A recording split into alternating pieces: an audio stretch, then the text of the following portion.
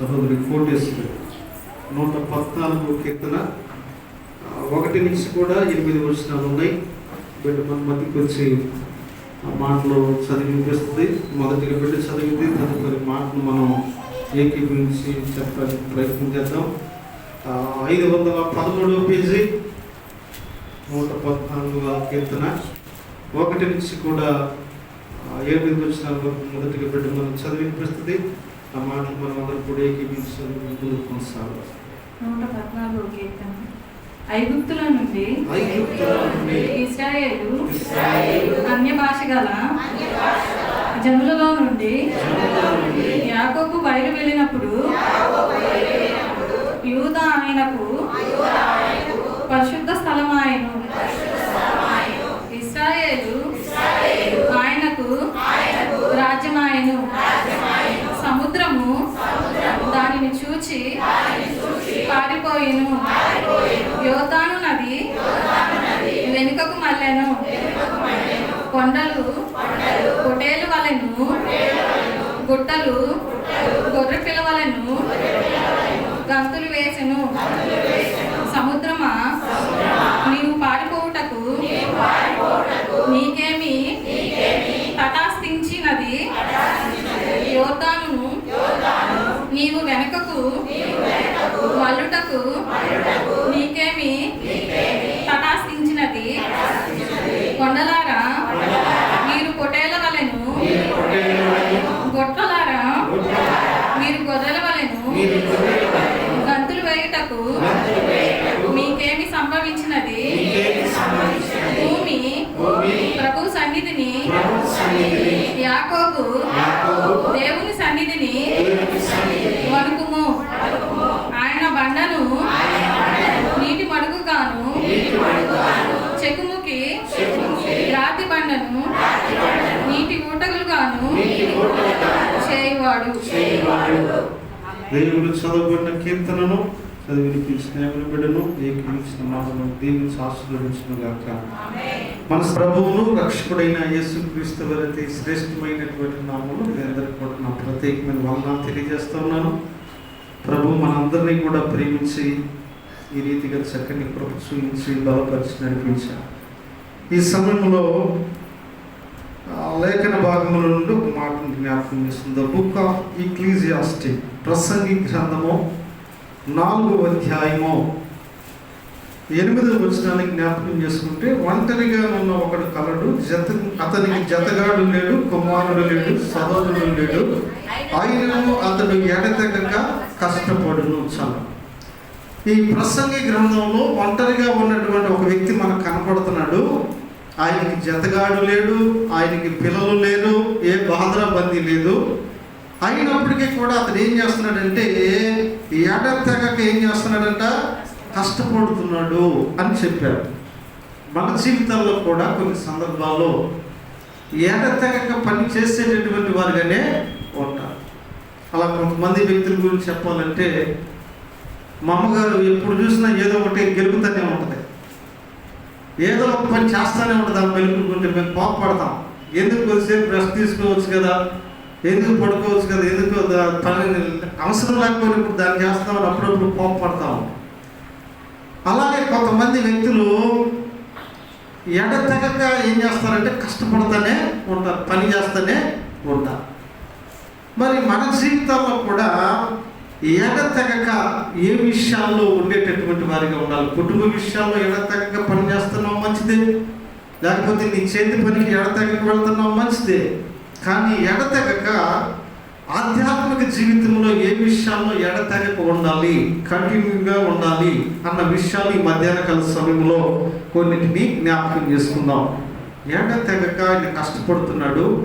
అయితే మనము కూడా ఆత్మీయ జీవితంలో ఎడతెగక ఏ విషయాల్లో ఉండాలంటే, మొదటిగా నీతి విషయంలో మనం ఎడతెగక ఉండాలి అన్నాడు. చూడండి, పరిశుద్ధ గ్రంథమైనటువంటి బైబిల్లో కీర్తన గ్రంథము 36వ అధ్యాయాన్ని జ్ఞాపకం చేసుకున్నట్లయితే, కీర్తన గ్రంథము 36వ అధ్యాయము 10వ వచనం చదువుకుందాం. నిన్ను ఎరిగిన వాడి ఎడల నీ కృపను యథార్థ హృదయుల ఎడల నీ నీతిని ఎడతెగక నిలుపుము. మొదటిగా దేని విషయంలో ఎడతెగక ఉండాలంటే నీతి విషయంలో ఎడతెగక ఉండేటటువంటి వారిగా ఉండాలి. ద మోరాలిటీ అన్నాడు. నీతి విషయంలో మనం ఎడతెగనటువంటి వారిగా ఉండాలి. కొన్ని వ్యక్తులు కొన్ని పనులు చేసినప్పుడు అంటారు, అసలు నీతి లేనటువంటి పని అండి ఏదంట. నీతి లేనటువంటి పని చేసేదండి. అసలు నీతి కలిగిన వాళ్ళు ఎవరైనా అలా మాట్లాడతారా, పని చేస్తారా అని అంటూ ఉంటాం. మన జీవితాల్లో అయితే నీతి విషయంలో మనం ఎలా ఉండాలంటే ఎడతెగనటువంటి వారిగా ఉండాలి. నీతిమంతులకు, ఎందుకంటే పరిశుద్ధ గ్రంథంలో నీతిమంతుల గురించి అనేక మాటలు కూడా రాయబడి ఉన్నాయి. ఆయన కూడా అంటారు, ఆయన నీతిపరుడు అంటారు. అతని భార్య పడ్డ శిక్షపుడయ్యా, ఆయన మొహం చూస్తే ఆయన నీతిపరుడుగా కనపడుతుంది. ఆయనలో ఏ పాపం కూడా కనపడట్లేదు. అంటే ఆయన నీతిని ఆఖరి క్షణం వరకు కూడా ప్రభు ఏం చేయలేదు, విడిచిపెట్టలేదు. ఆ నీతిని సంపాదించుకున్న తర్వాత ఆ నీతిని గట్టిగా పట్టుకునేటటువంటి వారిగా ఉండాలి అంటారు. అందుకే మత్తయి సువార్తలో మరొక మాట అంటాడు, అది కూడా చూద్దాం. చూడండి, మత్తయి సువార్త 5వ అధ్యాయము 10వ వచనం చదువుకుందాం. చూడండి, నీతి నిమిత్తము హింసించబడువారు ధన్యులు అంటాడు. ఒకవేళ నీతి నిమిత్తమై ఆ నీతిని విడవక నువ్వు హింసించబడుతున్న వ్యక్తి అయినప్పటికీ కూడా నువ్వెవరు అంట, ధన్యుడవు ధన్యురాలు అంటున్నావు. ఎందుకంటే పరలోక రాజ్యం వారిది. నీతిమంతుల కొరకే పరలోక రాజ్యం ఉంది. నీతిమంతులు అందులో ప్రవేశిస్తారు. కేవలం బాప్తిసం తీసుకున్నారు అందులోకి వెళ్ళిపోతామంటే కుదరదు. లేకపోతే ప్రతి ఆదివారం నేను వెళ్ళిపోతున్నాను కదా మందిరానికి అంటే అందులో ప్రవేశమో లేదు. అది నీతి గల పట్టణం, నీతిమంతుల కొరకే ఏర్పాటు చేసిన పట్టణం కాబట్టి నీతిమంతులే అందులోకి ప్రవేశిస్తారు. కాబట్టి నీతి నిమిత్తమై నువ్వు హింసించబడుతున్నా నువ్వు ధన్యుడువు ధన్యురాలు. ఎందుకంటే ప్రభు అన్నాడు కదా, వారి కొరకు అక్కడ ఒక పట్టణం కూడా ఉన్నది. కాబట్టి నీతి విషయంలో ఎడతెగక ఉండేటటువంటి వారిగా ఉండాలి. నీతి విషయంలో ఎడతెగక మనం కొనసాగేటటువంటి వారిగా ఉండాలి. ఇక రెండవదిగా దేని విషయంలో ఎడతెగక ఉండాలి అంటే బలులు అర్పించే విషయంలో కూడా మనం ఎడతెగక ఉండేటటువంటి వారిగా ఉండాలి అన్నాడు. యోబు గ్రంథం జ్ఞాపకం చేసుకుంటే 1వ అధ్యాయము 5వ వచనంలో అతన్ని గురించి చెప్తారు కదా. యోబు గ్రంథము 1వ అధ్యాయము అరుణోదయమున లేచి వారి ఒక్కొక్కరి నిమిత్తమై దహన బలి అర్పించుచు వచ్చెను. యోబు నిత్యము అలాగూ చేయించుండెను. చాలా యోబుని చూసినట్లయితే ఈయన ఎడతెగక ఏ విషయాల్లో ఉన్నాడంటే బలులు అర్పించేటటువంటి విషయాల్లో ఈయన ఎడతెగక ఉన్నాడు. మనం కూడా ఏ విషయాల్లో ఎడతెగక ఉండాలి అంటే మనము కూడా ఇదిగో మన యొక్క హృదయంలో ఉన్నటువంటి వాటిని దేవునికి బలిగా అర్పించేటటువంటి వారిగా ఉండాలి. మానవ హృదయంలో కామ క్రోధ ఏవైతే ఉన్నాయో వాటిని దేవునికి బలిగా అర్పించేసేయాలి. దేవునికి విరోధముగా ఏవైతే మనలో ఉన్నాయో పోరాడుతున్నాయో వాటిని దేవునికి బలిగా మనం అర్పించేసేటటువంటి వారిగా ఉండాలి. ఎప్పుడంటే ఇది ఎడతెగక అనుదినము కూడా అనీతిగా మనం దేవునికి అర్పించేటటువంటి వారిగా ఉండాలి. యోబు తన బిడ్డల నిమిత్తమై వారి యొక్క క్షేమము నిమిత్తమై దేవునికి అనుదినము కూడా ఎడతెగక ఆయన బలులు అర్పించేటటువంటి వాడు. మన క్షేమం కొరకు, మన బిడ్డల క్షేమం కొరకు దేవునికి విరోధముగా మనలో ఉన్నటువంటివి కూడా మనకు దేవునికి బలిగా అర్పించేటటువంటి వారిగా ఉండాలి. చూడండి, మరొక మాట కూడా ఇర్మియా గ్రంథం జ్ఞాపకం చేసుకున్నట్లయితే the book of Jeremiah chapter 33 33వ అధ్యాయం వర్సెస్ 18 18వ వచనాలు కానీ చదువుకున్నట్లయితే ఎడతెగక దహన బలులను అర్పించుటకు చాలు చల్లండి. ఎడతెగక ఏమర్పించాలంట? దహన బలులు అర్పించాలి. ఎడతెగక ఏదో సంవత్సరానికి ఒకసారిగా కాదు, పండుగ వచ్చినప్పుడే కాదులే, కానీ ఎడతెగక ప్రతిరోజు కూడా దేవునికి విరోధమైన మళ్ళీ ఏవైతే ఉన్నాయో వాటిని ఆయనకి బలిగా మనం అర్పించేటటువంటి వారిగా ఉండాలి.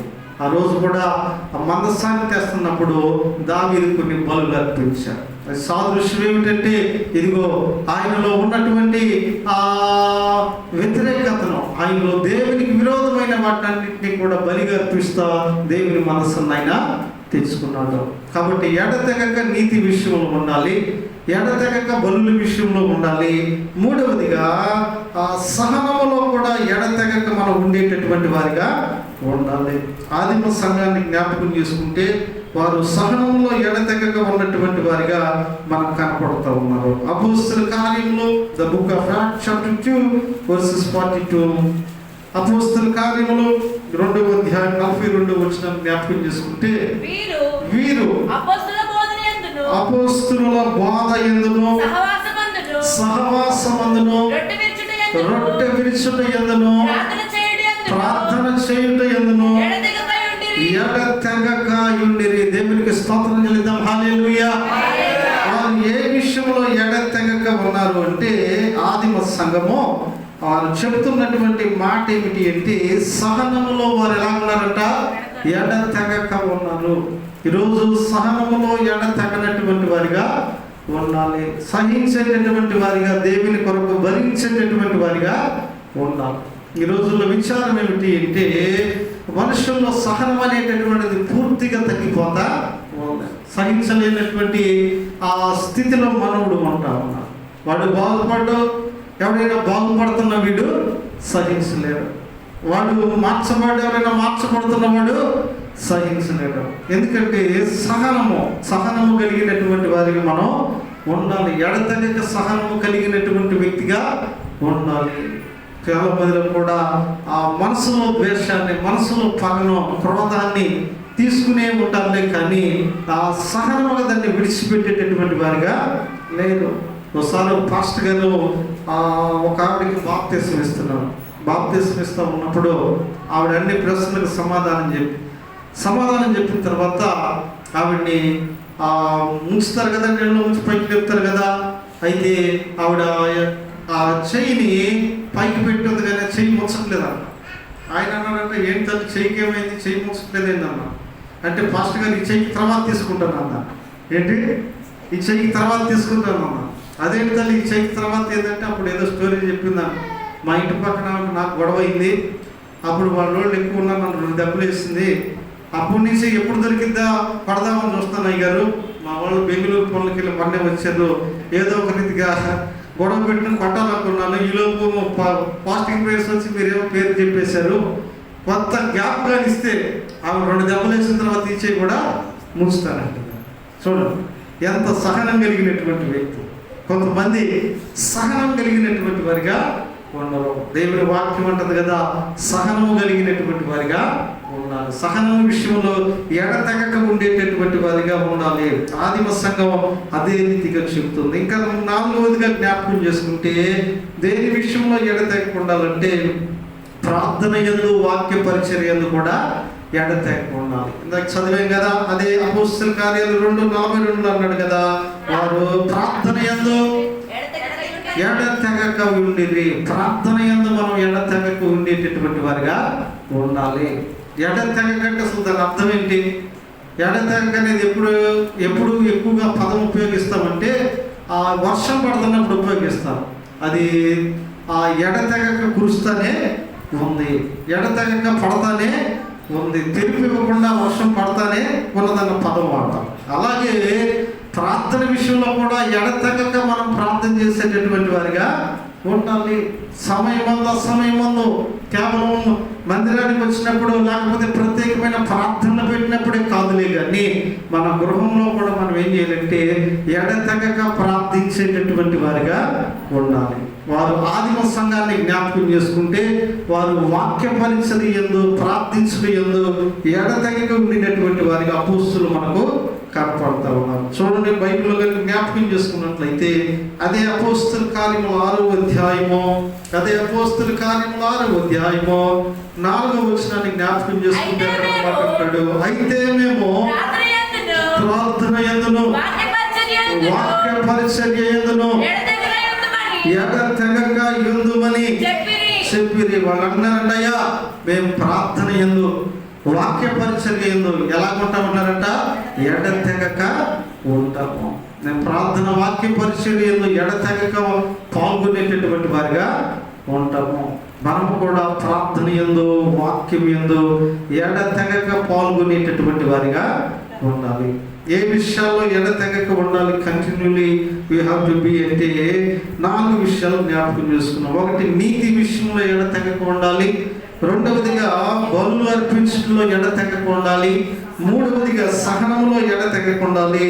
నాలుగవదిగా ప్రార్థన యందు, వాక్య పరిచర్య యందు ఎడతెగక ఉండేటటువంటి వారిగా ఉండాలి. మరొక విషయము, నమ్మకములో మనము ఎడతెగక ఉండేటటువంటి వారిగా ఉండాలి అన్నాడు. చూడండి, బుక్ ఆఫ్ హోషేయ, హోషేయ గ్రంథము 12వ అధ్యాయం కానీ మనం జ్ఞాపకం చేసుకున్నట్లయితే, హోషేయ గ్రంథము 12వ అధ్యాయంలో ఒక మాట అంటాడు కదా. హోషేయ గ్రంథము 12వ అధ్యాయాన్ని కానీ జ్ఞాపకం చేసుకున్నట్లయితే 6వ వచనంలో ఒక మాట అంటాడు, కాబట్టి నీవు దేవుని తట్టు తిరగవలెను, కనికరమును న్యాయమును అనుసరించుచు ఎడతెగక నీ దేవుని యందు నమ్మిక ఉంచుము.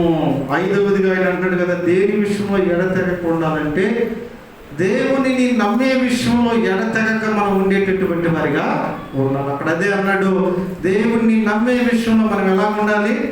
ఎడతెగక ఉండేటటువంటి వారిగా ఉండాలి. దేవునికి ఇది సాధ్యమా కదా, లేకపోతే దేవుడి చేస్తాడా చేయడని అనుమానంతో దేవుని సన్నిధిలో కాకుండా, ఇదిగో బైబిల్ అంటుంది కదా, నీవు నమ్మిన ఎడల ఆయన మహిమను చూస్తావు. నీవు నమ్మిక మాత్రం ఉంచు, ఆయన మహిమను నీవు చూస్తావు. శతాధిపతి నమ్మకం ఉంచాడండి. అందరూ అన్నారు, అయ్యా నీ బిడ్డ చనిపోయింది, ఇంకెందుకు ఆయన బతిమలాడుతున్నావు, రా తర్వాత కార్యక్రమాలు చేసుకుందాం, చనిపోయిన బిడ్డను ఆయన వచ్చి ఏం చేస్తాడయ్యా, ఎందుకు ఇంకా ఆయన దగ్గర నిలబడ్డామంటారు. కానీ దేవుడు అంటున్నాడు, నమ్మిక మాత్రము ఉంచుము అన్నాడు. ఇంటికి వెళ్ళి అంటాడు, ఆ చిన్నది నిద్రిస్తుందే కానీ చనిపో లేదు అన్నాడు. మరి ఆయన ఆ శతాధిపతి నమ్మిక ఇచ్చాడు, నా ఒక్కగా నా కుమార్తె లేక పుట్టింది, ఇదిగో నేను ఆయన నమ్మాను, ఆయన మృతులను సజీవులుగా చేయగలడు అని ఆయన విశ్వసించాడండి. అందరూ ఎగతాళిగా చూస్తున్నారు, అందరూ జాలిగా చూస్తూ ఉన్నారు. కానీ ఆయన నమ్మిక ఆయన మోసం చేయలేదు. ఆయన నమ్మిక చనిపోయిన బిడ్డ సజీవమైన బిడ్డగా మార్చబడటానికి కారణమైంది. ఈరోజు దేవుని కార్యాలు కొన్ని కుటుంబాల్లో జరగకపోవటానికి కారణం అక్కడ నమ్మిక లేదు. నమ్మలేనటువంటి వారి మధ్య ప్రభు కార్యాలు కూడా చేయటానికి ఇష్టపడుతున్నారు. ఆ రోజు లాజరు దగ్గరికి వెళ్ళినప్పుడు మరి అన్నది కదా, అయ్యా ఆయన చనిపోయి 3 దినాలు అయిందయ్యా, నువ్వు బండ తీయమంటున్నావు ఏంటి? ఆయన చనిపోయి 3 దినాలు అయింది, బాడీ స్పాయిల్ అయిపోయే స్థితికి వచ్చేసింది కదా. అక్కడ కూడా అంటాడు, నమ్మిన ఎడల దేవుని మహిమను చూస్తావు. నిజంగా మనము నమ్మిక విషయంలో ఎడతెగక ఉన్నాము. నా దేవుడికి సమస్తము సాధ్యమే, చేయగలడు, తప్పక దాన్ని నెరవేర్చగలడు అని మనం నమ్మినట్లయితే, దాని విషయంలో ఎడతెగకుండా ఉన్నట్లయితే నమ్మకమైనటువంటి కార్యాలను ప్రభు మన జీవితంలో తప్పకుండా కూడా జరిగిస్తాడు. అబ్రహాము దేవుని నమ్మెనో, అది అతనికి నీతిగా ఎంచబడెను. అబ్రహాం నమ్మాడు, ఆయన ఇచ్చింది తిరిగి ఇవ్వమన్నాడు కుమారుడు. అయినా సరే నమ్మి ఆయన అడిగాడు, నమ్మకంతో ఇచ్చేద్దాం, ఇచ్చేది తీసుకున్న వానికి మరలా ఇవ్వడం సాధ్యమే కదని వెళ్ళాడు. కానీ ప్రభు చెప్పాడు, ఇదిగో నువ్వు నీ దేశాన్ని విడిచిపెట్టన్నాడు, ఒకసారి నీ వాళ్ళని విడిచిపెట్టాయి అన్నాడు, నేను చూపించే దేశానికి వెళ్ళన్నాడు. దేవుడు చెప్పిన ప్రతి మాట నమ్మాడు, నమ్మి వెళ్ళాడు. నేటి దినాన విశ్వాసులకు తండ్రిగా అయినా మార్చబడ్డాడు. అందుకని హోషేయ గ్రంథంలో ఏమన్నాడంటే, నమ్మిక విషయంలో నీవు ఎడతెగక నమ్మిక ఉంచు. నీ దేవుని యందు ఎడతెగక నమ్మిక ఉంచు. కొన్నిసార్లు మనం దేవుని యందు నమ్మిక ఉంచలేదు కొన్ని విషయాల్లో, కానీ దేవుని వాక్యం అంటుంది, ఎడతెగక నీవు ఆయన యందు నమ్మిక ఉంచేటటువంటి వ్యక్తిగా ఉండాలి. నమ్మిక మాత్రం ఉంచు, ఎలాగోలాగా దేవుని కృప నీ పట్ల విస్తరించబడుతుంది. ఒక ఆవిడ వాళ్ళ అబ్బాయి పరమ ముద్ద చదవడండి, వాళ్ళ తండ్రి ఎలాగైనా సరే వాడు 10th పాస్ అవ్వాలని పట్టుదల. వాడికి ఆనిచ్చి ఆ బండిరా వరకు కూడా తెలుగు అక్షరాలు కూడా రావు. అటువంటి వాటి గురించి ఆ పాస్టర్ గారికి వచ్చే ఆదివారంలో వచ్చాయి, ఎలాగైనా నా బిడ్డ పాస్ అవ్వాలి, ప్రార్థన చేయంటామో, మేము ప్రార్థన చేస్తాం, వాడు చదవాలి కదా. ఈ రీతిగా, అయ్యా లేదయ్యా వాడు 10th పాస్ అయితేనే వాడి పట్ల ప్రణాళిక ఉంది, లేకపోతే ఇబ్బంది తలెత్తిద్దయ్యా, వాళ్ళ నాన్న అసలు ఊరుకోడు అని వీడు ప్రతిసారి కూడా ఏదో ఒక రీతిగా ఆ బిడ్డ విషయం ప్రార్థన కోరుతాను. వాడికి అసలు పొట్టకొస్తే అక్షరం రాదు, అస్సలు చదవడానికి. అసలు చదవనటువంటి వాడు ఎలా పాస్ అవుతాడు? ఈ రీతికి పరీక్షల దగ్గరికి వస్తూ ఉన్నాయి. ఆ పరీక్షల దగ్గరికి వస్తున్నటువంటి మూమెంట్లు ఇవిడ బాగా ఎక్కువగా ప్రార్థన చేసేదంట. అయ్యా నిన్ను మాత్రమే నమ్మానయ్యా, అయ్యా నీవు మాత్రమే చేయగలవయ్యా, వాడికి అసలు చదువు రాదయ్యా, ఎలాగైనా పాస్ అవ్వదయ్యా, వాడికి 10th సర్టిఫికేట్ ఉంటే ఫ్యూచర్లో దాని విషయంలో ఉపయోగకరంగా ఉంటుంది ప్రభు అని ప్రార్థన చేస్తాం. కానీ దేవుని మహాకృప వాడి ఎగ్జామ్ రాయకుండానే పాస్ అయిపోయాడు. ఎందుకంటే ఆ టైంలో కరోనా వచ్చి ఎగ్జామ్ రాకుండా అందరినీ పాస్ చేసి పడేసి. దేవునికి స్తోత్రం, హల్లెలూయా, ఆమేన్, హల్లెలూయా. ఆ టైంలో ఎవరు ఎగ్జాము రాయన, కరోనా పాస్. అదేమంటే చూడండి, ఆమె నమ్మింది ఏదో ఒక రీతిగా, వాడు గట్టెక్కాడు ముందు. దేవుడు నమ్మాలి ఏదో ఒక రీతిగా. నేను అనుకున్నాను, అది ఆ సాక్షి ఉన్నప్పుడు నేను అనుకున్నాను, ఈ ఒక్కడి కోసం కరోనా వచ్చి ఎంతమందిని చంపింది దేవుడు ఆయన అనుకున్నాను నేను. వీడి పాస్ ఎంతమంది ప్రాణాల మీదకి వచ్చింది. వీడు నిజంగా దేవునికి అసాధ్యమైంది ఏది, ఆ టైం అలా వచ్చింది, వాడు అలా దాటి వెళ్ళిపోయాడు. ఆ ప్రార్థనకి అలాగా జవాబు వచ్చింది. అందుకే నమ్మిక విషయంలో మనం ఎడతెగక ఉండేటటువంటి వారిగా ఉండాలి. ఇప్పుడు ఎన్ని విషయాలు జ్ఞాపకం చేసుకున్నాం? 5 విషయాలు జ్ఞాపకం చేసుకున్నాం. నీతి విషయంలో ఎడతెగక ఉండాలి, బలుల అర్పించడంలో ఎడతెగక ఉండాలి, సహనంలో ఎడతెగక ఉండాలి, ఆ ప్రార్థనలో ఎడతెగక ఉండాలి, తర్వాత నమ్మకంలో కూడా ఎడతెగత ఉండాలి. మరొక విషయాన్ని జ్ఞాపకం చేసి మరి తెలుగులోకి పెడదాం. మనం ఆ దేవాలయంలో ఉండుట యందు కూడా మనం ఎడతెగక ఉండేటటువంటి వారిగా ఉండాలి అంట. చూడండి, ఆ మాట కూడా లూకాసు సువార్త 24వ అధ్యాయము, లూకాసు సువార్త 24వ అధ్యాయము 53వ వచనాన్ని జ్ఞాపకం చేసుకుందాం. చూడండి, ఎడతెగక దేవాలయంలో ఉండి దేవుని స్తోత్రము చేయుచుండిరి. ఎంత గొప్ప మాట అండి. ఎడతెగక ఎక్కడ ఉన్నారంట?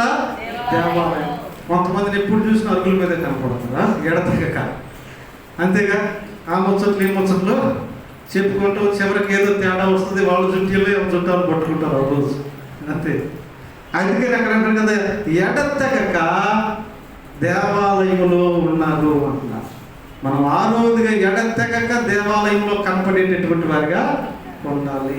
కొంతమంది పిల్లలు చూడండి, ఎక్కువగా మందిరంలో కనపడుతూ ఉంటారు. మందిరము లేకపోతే కాలేజీ, లేకపోతే స్కూలు, లేకపోతే ఇల్లు ఎడతెగకలాగా కనపడతారు. కానీ మనం దేని విషయాల్లో ఎడతెగక ఉండాలి అంటే, ఇదిగో మనం గురించి చెప్పుకోవాలి. ఆదివారం వస్తే మనం ఇంటి దగ్గర కనపడకపోతే ఆటోమేటిక్గా చెప్పుకోవాలి. చర్చికి వెళ్ళి ఉంటుంది, మందిరానికి వెళ్ళి ఉంటుంది, ప్రార్థనకి వెళ్ళి ఉంటుంది. అంతేగాని మన గురించి ఆదివారం పూట దేవుని సన్నిధిలో కనపడటం ఎంత గొప్ప భాగ్యం అంటే, ఇతరులు సాక్షిగా మన గురించి చెప్పుకోవాలి. ఎవరైనా మన ఇంటికి వచ్చిన మనం లేకపోతే ఇరుగు పొరుగు, ఆదివారం కదయ్యా చర్చికి వెళ్ళి ఉంటుంది, ఆదివారం కదయ్యా ఆయన చర్చికి వెళ్ళి ఉంటాడు, పలానా టైంకి వస్తారని మన గురించి చెప్పుకునే విధంగా ఉంటాం. అందుకని ఆయన అన్నాడు కదా, ఎడతెగక మనము దేవాలయం ముందు కనపడేటటువంటి వారిగా ఉండాలి. ఎడతెగక దేవుని మందిరంలో మనం కనపడేటటువంటి వారిగా ఉండాలి. అన్న అనేటటువంటి ఒక ప్రవక్తిని ఉంది. అదే అధ్యాయము 2వ అధ్యాయము లూకాసు సువార్త 2:37 మనకు కనపడుతుంది. ఆవిడ దేవాలయంలో ఎడతెగక ఉండేది అంటాడు. దేవాలయం విడిచిపెట్టేది కాదంట. ఎక్కువగా దేవాలయంలోనే ఆమె టైం స్పెండ్ చేసేది. అన్న ప్రవక్తిని గురించి అక్కడ రాస్తారు. అన్న అనే ప్రవక్తిని ఉంది. ఆమె ఎడతెగక రేయింబగుళ్ళు దేవుని పరిచర్య చేస్తా ఉన్నది. మనము ఎడతెగక ఆనవదిగా దేవుని సన్నిధిలో కనపడేటటువంటి వారిగా ఉండాలి. మీరు సిద్ధపడుడి అంటాడు. మీ దేవుని సన్నిధిలో కనపడుటకై మీరు సిద్ధపడుడి అంటాడు. మరి ఎడతెగక దేవుని మందిరంలో మనం కనపడేటటువంటి వారిగా ఉండాలి. ఎడతెగక దేవుని సన్నిధిలో మనం కనిపించేటటువంటి వ్యక్తులుగా ఉండాలి. ఎడతెగక దేవునితో మాట్లాడేటటువంటి వారిగా ఉండాలి అన్నాడు. కాబట్టి మన జీవితంలో ఎడతెగక మరి ఏ విషయాల్లో ఉండాలంటే, దేవుని మందిరంలో కనబడటంలో ఎడతెగక ఉండేటటువంటి వారిగా ఉండాలి. తర్వాత చివరికి ఒక మాట చెప్పి ముగించేస్తాను చూడండి. వాత్సల్యత విషయంలో ఎడతెగక మనం ఉండేటటువంటి వారిగా ఉండాలి. ప్రేమ, జాలి, కనికరాన్ని చూపించే విషయాల్లో ఎడతెగక ఉండేటటువంటి వారిగా ఉండాలి. విలాప వాక్యములు the book of lamentation chapter 3 versus 22 3వ అధ్యాయము. యెహోవా కృపగలవాడు, ఆయన వాత్సల్యత ఎడతెగక నిలుచున్నది. చూడండి, దేవుని యొక్క వాత్సల్యత ఎలా ఉన్నదంటే ఎడతెగక ఉన్నది.